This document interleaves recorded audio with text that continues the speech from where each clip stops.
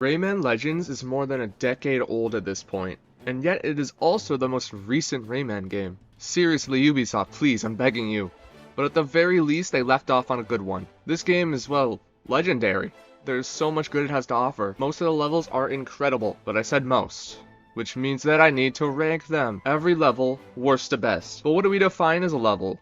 Well, there's every normal stage in the game, which adds up to 49 levels, and then there are the invasion levels, which add 28 more. Lastly, there are the 8-bit remixes of music stages, which there are 6 of. All of this adds up to 83 whole levels. You might have noticed that I skipped a group of stages though. I will not be ranking the Back to the Origins levels on this list. They're basically the same as they were in that game, and I already have a video ranking that game's levels, so if you want to see those stages, I'll link that video. But without further ado, it's time to rank. 83, Orchestral Chaos 8-bit Edition. No, your screen isn't breaking. This is an actual level in the game that looks like this. Do I even need to explain why this takes the bottom spot? It's almost impossible to play and my eyes start hurting even looking at it. Every action you take is accompanied by screen covering static, making it incredibly difficult to judge where you are or even what's happening. This level is difficult, but not in a good way. It's difficult in the I want to pull my hair out way. And since this is an 8-bit remix stage, there are no checkpoints, which means you have to do it all in one go. I need to get this off the screen or I think I'm gonna go blind. 82, Glue Glue 8-bit edition. Oh, that's better.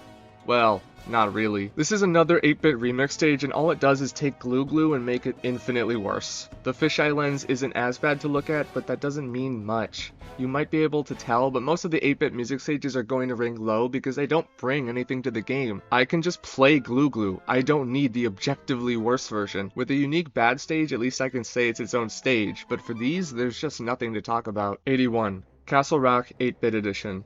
This has the same filter as Glue Glue and has the same problems as that one. It's simply an inferior version of a much better stage, but I love the music levels. The 8-bit versions, not so much. This one places higher than 8-bit Glue Glue simply because I like the original Castle Rock more than the original Glue Glue. So while this still ruins the stage, it's ruining a better stage by the same amount. 80, Mariachi Madness 8-bit edition. This is the least bad 8-bit effect in my opinion. When it's super pixely, it's very annoying, but when it's only a little pixely, I think it actually looks kinda nice. It's still a copy of a much better level though, so I'll save my thoughts on the actual stage for when we get to the actual stage. 79, Dragon Slayer 8-bit edition. My thoughts on this are the same as my thoughts on Castle Rock 8-bit edition. It's got the same effect as Mariachi Madness 8-bit, but I like Dragon Slayer more than Mariachi Madness, so it gets to rank higher. 78, Lucha Libre Getaway Invaded. I do not like invasion levels. They take the normal levels and have them get invaded by another world. So in this case, we're getting invaded by Olympus Maximus. They have different layouts to the originals though. Along with a timer, these are more speedrun challenges than anything else. But my problem is that they just aren't that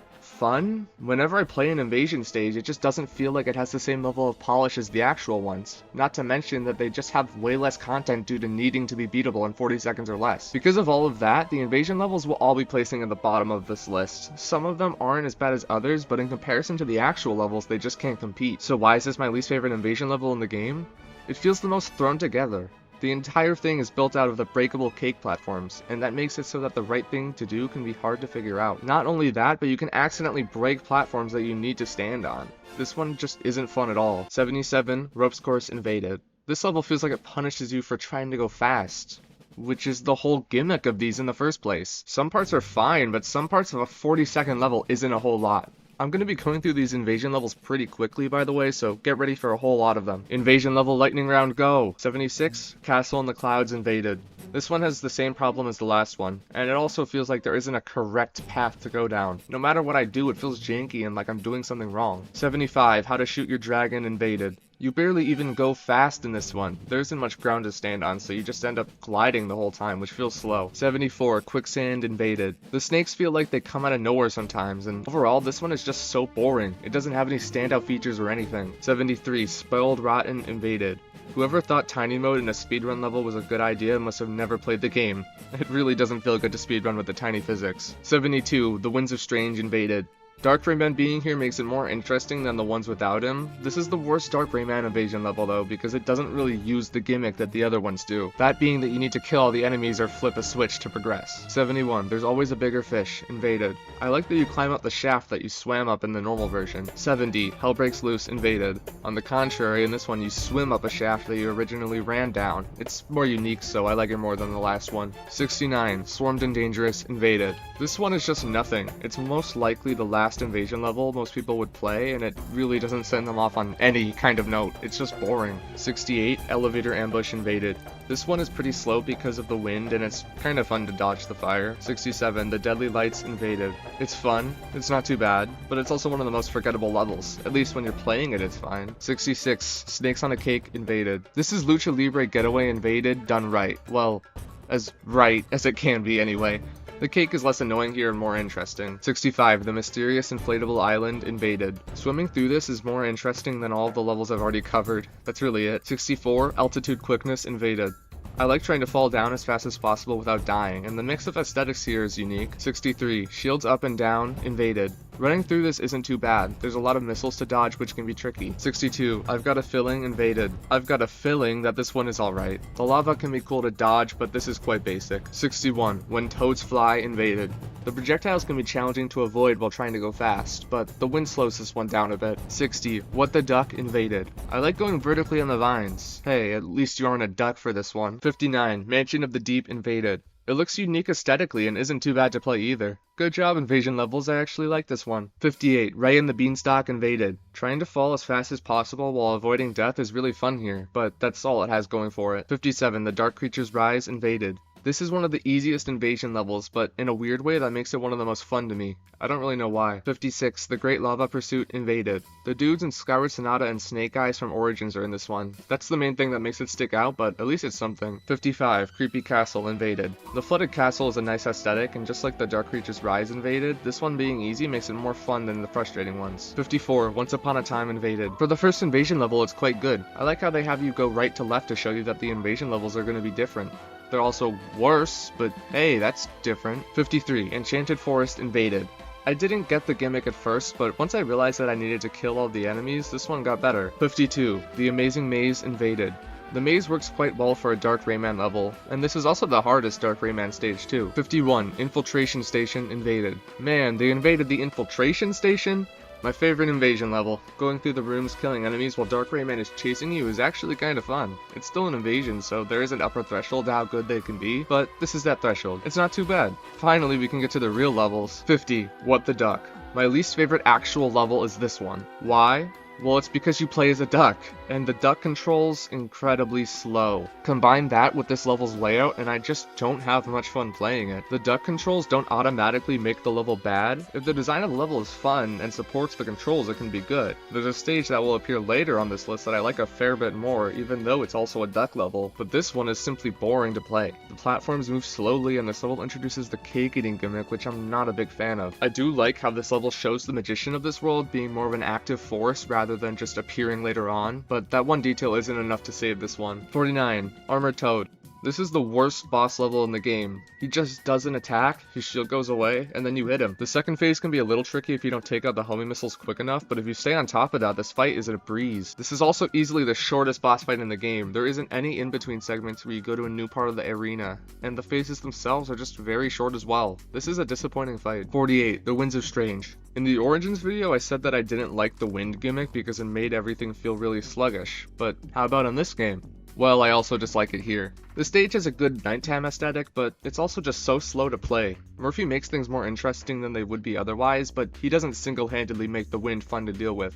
I mean, if he did, that would be pretty strange. 47. 6,000 feet under. I like the first version of this level a lot, so why is this one so much worse? Well, I like the original because it's fun to try to fall down as fast as possible while still getting all the looms. In this one, though, it feels like if you try to go fast, you get punished for it. You end up missing looms that go slower in this level for some reason, and if you take away the fun that comes from trying to glide as minimally as possible, this is just a stage where you slowly descend. 46. A Cloud of Darkness. The final boss of the game, and wow, is it disappointing. This boss is just not fun to fight. The way it works with parts of the hand being separate and you need to hit the specific ones that are still there is just annoying. The first and third phases particularly are very frustrating to do. So if this boss sucks, then why isn't it lower than the Toad? Well, this level has short sections in between the phases, and those are very fun. It's some genuinely good platforming. I just wish it could have been paired with a better boss. 45. Glue Glue. My least favorite music level, if you don't count the abominations we looked at earlier. This one isn't as good as the others, and it's hard to put my finger on why. I think it's because the song doesn't stand out that much and the design isn't too strong. A lot of it is the same stuff over and over. The music sync is nice as always though, and I love how it ends at the inflatable island from the first 20,000 Looms Under the Sea level. 44. Orchestral Chaos. Well, would you look at that, the other most forgettable music level song. And it makes sense that the music levels with less memorable tracks are lower, since the music is the main draw of these, other than them essentially being the tricky treasure equivalent for this game. This one is pretty standard though, everything in it feels basic. It also has the same problem Glue Glue has, where a lot of parts are repeated, but it's alright overall. 43. Run for Your Life.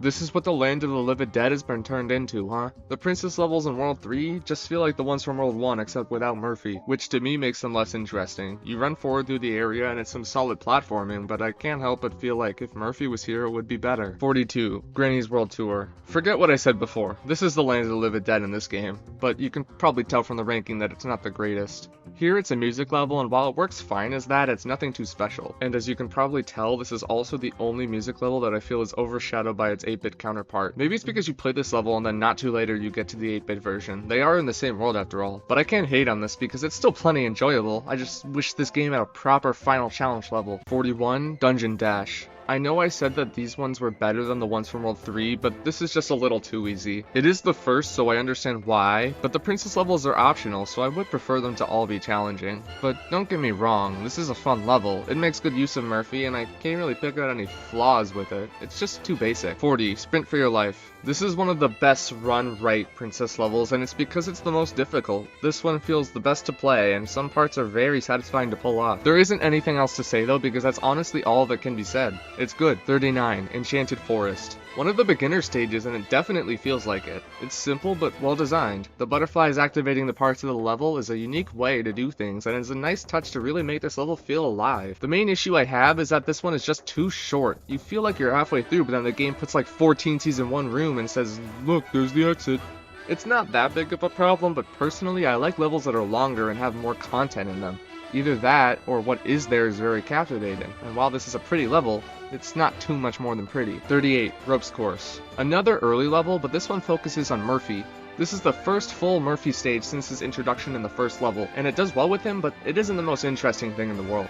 The spiky eyeball thingies are fun to hit with Murphy, swinging on the ropes is cool, and cutting them is fun too. One thing I'll say about this level is that its name doesn't lie, this is for sure a ropes course. 37. Dungeon Chase. Dungeon Dash's cooler, harder twin. The only difference between this one and that one is the layout. In this one, you move platforms of Murphy that you are actively standing on a lot, and there's even some fake outs where if you cut the rope, you'll die. This is a fun early game challenge. 36. Castle in the Clouds. A short and chill level. A lot of it is spent gliding around, but the unique scenery makes it more interesting. This level does feel bare bones though, almost like they just put some platforms in a wind gust and called it a day. But for some reason, this one is vibey enough for me to like it. 35. 600 Feet Under. I talked about 6,000 feet under earlier, but this is the original version and I like it quite a bit more. Trying to fall as fast as possible while getting everything feels great to do in this one. Everything lines up so perfectly where you can do it like that, and it just makes it really fun to do. 34. Breathing Fire.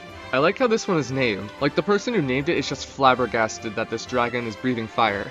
As for that dragon, well, guess what he does?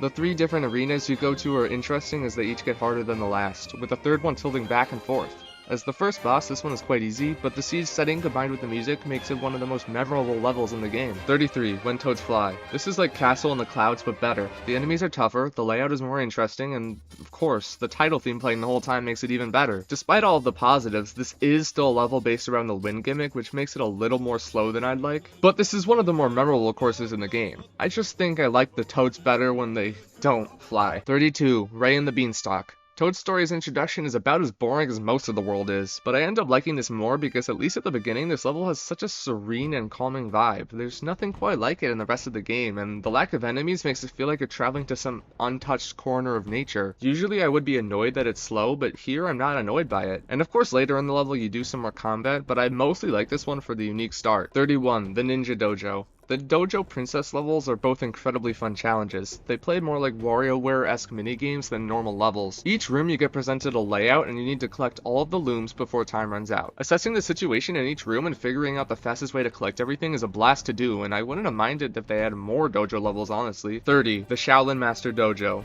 This is the same as the last one but harder, and to me that makes it better. Instead of just looms here, there are also enemies that you need to be careful around or they can kill you. Some of these rooms are the same as some from the last one, but with enemies instead. Normally I would be against that, but because of the nature of these levels, it doesn't bother me too much. These are just another reason why 20,000 Looms Under the Sea is the best world. 29. Shields up and down. Olympus Maximus starts you off on the Olympus part of its name. The architecture here is nice to look at. Murphy joins in for this one and moves shields for you, something you'll have to do again later in this world. The fireballs make for fun obstacles when combined with the shields because it's all about putting the shield in the right spot. Most of the time though, it just boils down to fire is coming from there, so I put shield. I wish there was more to it, but honestly, maybe I don't. Murphy can be finicky enough. If there were more than 2 spots you could move the shields, I don't even want to know how that would be controlled. And of course you end the level with Zeus himself trying to strike you down. It's a very odd moment that kinda comes out of nowhere, but that's what makes it so iconic. Strike me down, Zeus!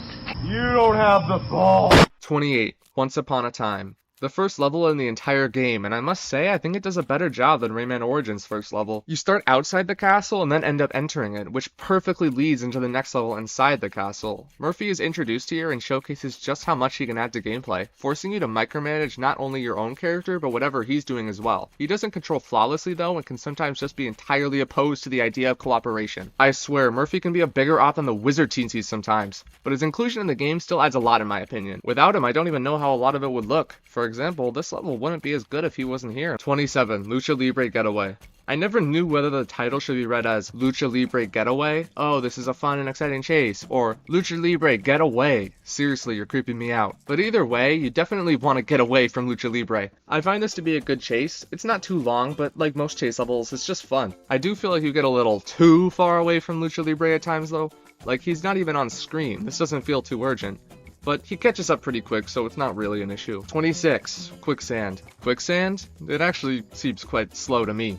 For a World 1 level, this is pretty intense. The entire thing is falling apart as you play. I think the secret rooms are some of the most missable in the entire game, and overall it just doesn't really mesh with the rest of the world either.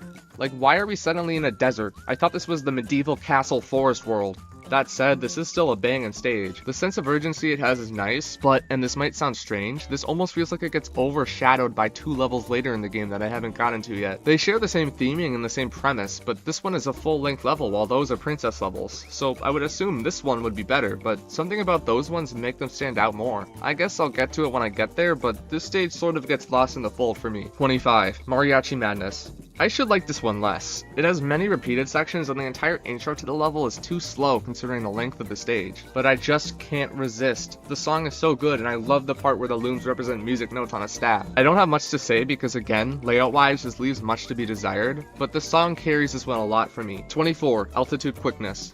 The best level in Toad Story. Wow, I do not like Toad Story, huh? But this one is at least pretty good. The chase is fun and the obstacles are nice to avoid here. Murphy is used to great effect, so I like using them to shut the bouncy eyes while we ascend. This isn't the longest, but most chase levels aren't, so it's okay. Toad Story is just easily the worst world in my opinion. The levels sort of blend together and feel sluggish. It's the most forgettable world as well. It's not terrible or anything, but its placements can tell you exactly what I think about it as a whole. 23. Granny's World Tour 8-bit edition. I was struggling with where to put this for a while, but I think this is the best spot for it. This is the final challenge in the game, and while not as epic as the Land of the Living Dead from Origins, it still holds its own. On paper, I should just like this one as much as the other 8-bit remixes, but something about how it has what feels like 1 million different effects all playing at different times makes it feel worthwhile. This level adds value to the game to me. Maybe it's just the novelty of it all, but I like the effects in this one, especially in contrast to the other 8-bit stages. My best way to describe why this is better than Granny's World Tour Original is that if I had to choose to play either that one or this one,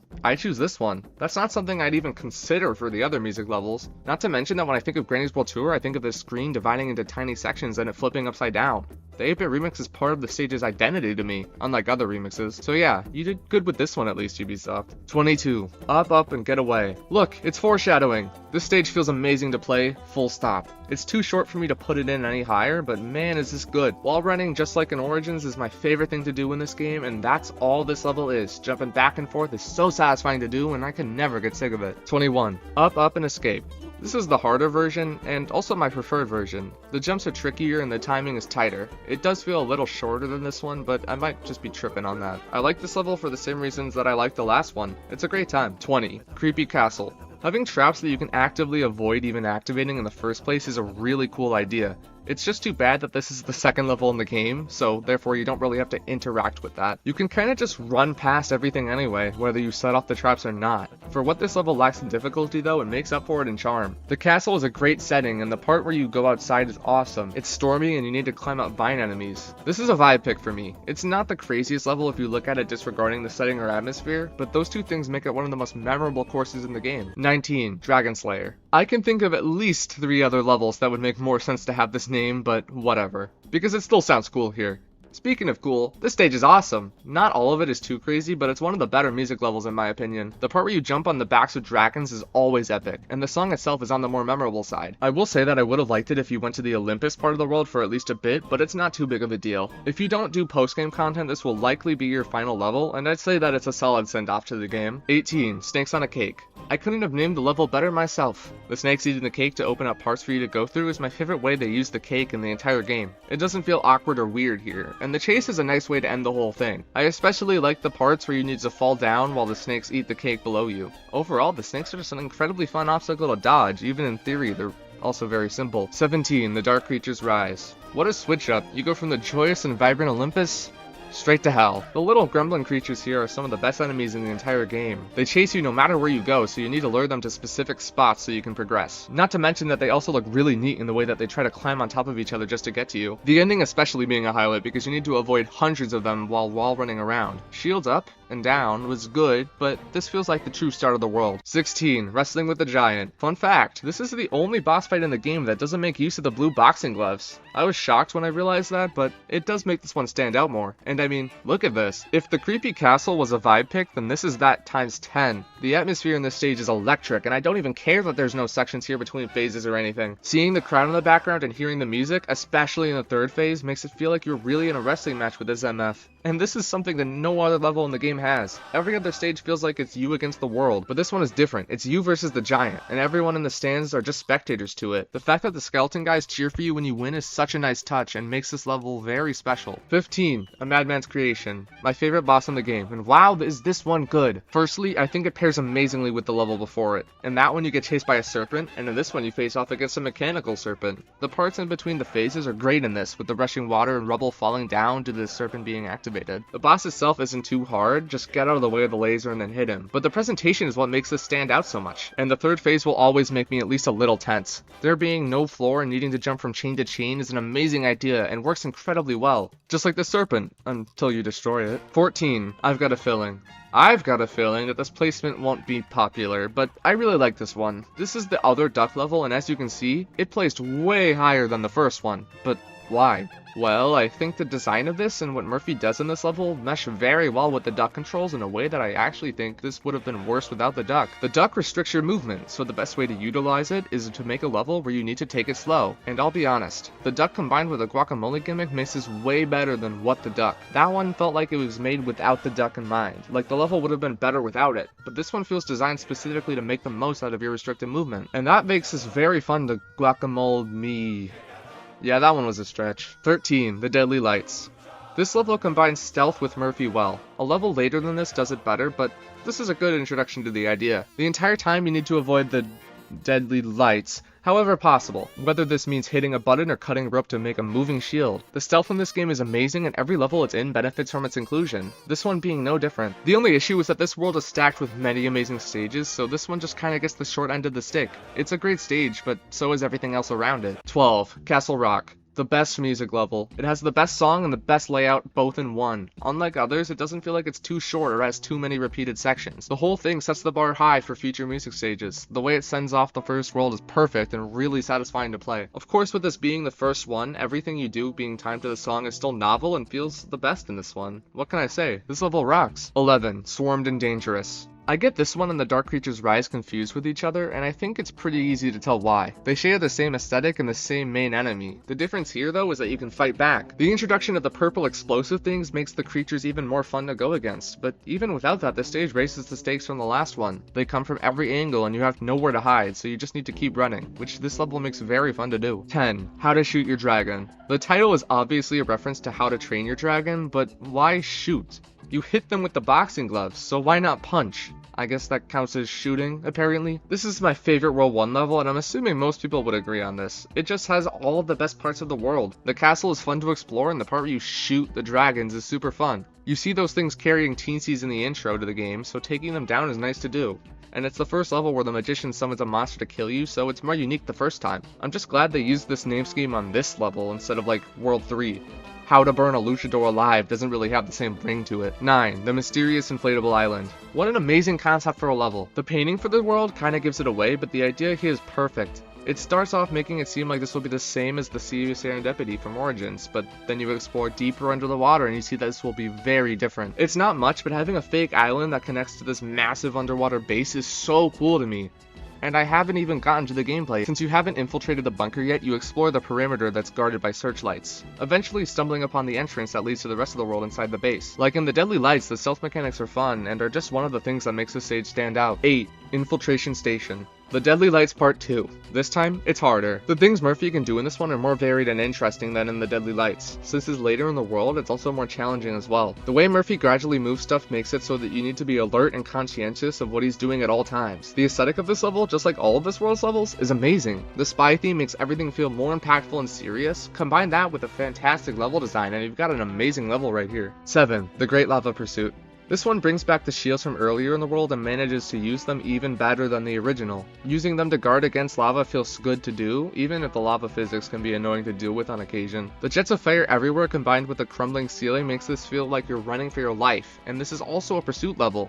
Well, that's in the name, but yeah, which adds to the tension even more. So this ain't any old lava pursuit. It's a great one. 6. Elevator Ambush. The Deadly Lights Part 3. This time, there's elevators. Seriously though, the elevator sections should be boring, but they aren't. There's enough enemies to where you never go too long without fighting more, and especially on the second one, it's kinda tricky to avoid everything. And the part where you dive underwater with all the missiles is also a highlight of this stage. Genuinely fun the whole way through, and that's a good thing because this one is one of the longer levels in the game. You don't have Murphy in this one, but that's not too bad because less emphasis is put on stealth by this point in the world. You're at the core of the base, and this feels less like a spy movie and more like a heist.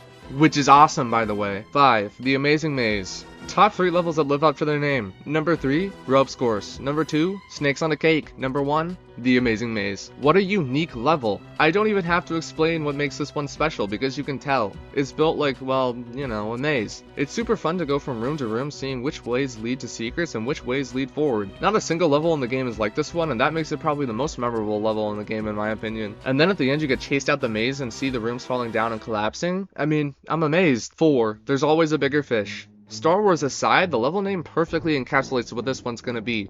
And there's a reason they used the serpent on the box art. His level is straight heat. Going underwater and then popping out and then coming back in is so slick, and the serpent chasing you the whole time makes it very tense as well. The very end where you're getting propelled up water spouts to the chain and then you drain the water is peak, and nobody can tell me otherwise. As far as chase levels go, there's only one better. 3. Spoiled Rotten. I love this level, like, maybe more than I should. The food theme is consistent with the rest of the world, but here it's different. Most of the world has sweets, mostly cake, but this one has meat, vegetables, fruit, it has everything. And constantly switching between normal mode and tiny mode feels satisfying to do. No other level in either this game or Origins has you switch back and forth so much. And it works so well here. Going inside watermelons and platforming across butter feels fantastic to do and is oh so aesthetically pleasing. I don't really get the name because most of this food looks pretty appetizing actually. 2. Mansion of the Deep. Being able to pick whichever path you want to do first is a fun concept. And in general, just wow. The aesthetic this level has is immaculate. On each wing you need to go through the first time normally, but then when you turn off the power you need to stealth your way back. No other level has you retread old ground but in a new way like this.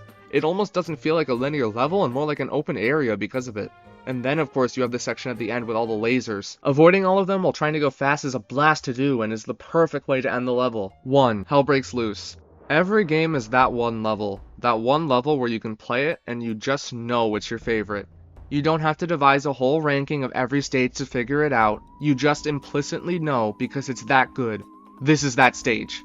obviously. It's no secret that I love wall running, and that is what this level is. Combined with Murphy, it makes the most exciting level in the game. Moving stuff out of the way and cutting ropes while you're running away from dragons just feels so badass, and not to mention that you're running down for most of this, which is something that barely any other level has you do, but it makes it even more exciting. The part where you cut down 2 ropes and have to run downwards on 2 falling platforms, jumping between them, is literally the single best thing in the entire game. Even just the name of the level is cool. For me, nothing tops this, so yeah, Hell Breaks Loose is my favorite level in Rayman Legends.